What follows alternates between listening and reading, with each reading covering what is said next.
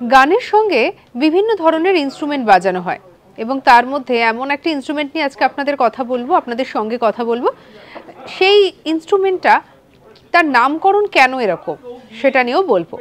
আজকে আপনাদের সঙ্গে কথা বলবো তানপুরা নিয়ে।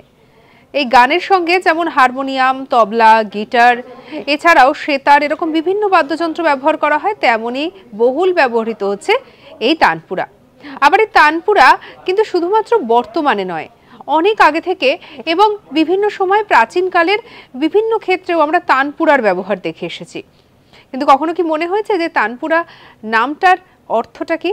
যেটা জানা যায় যে এই তানপুরার আরও যে নাম বা সমার্থক শব্দ পাওয়া যায় সেটা হচ্ছে তাম্বুরা বা তন্ত্রীযুক্ত বাদ্যযন্ত্র।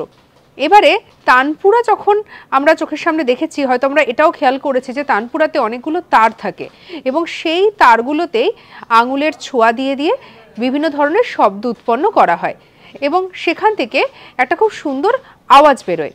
আর এই যে তন্ত্রীগুলো, এইগুলো থেকে নামকরণ হচ্ছে তানপুরা। সঙ্গে রাখুন আজ তাক বাংলাকে, সাবস্ক্রাইব করতে ভুলবেন না অজানা খবরকে জানার জন্য।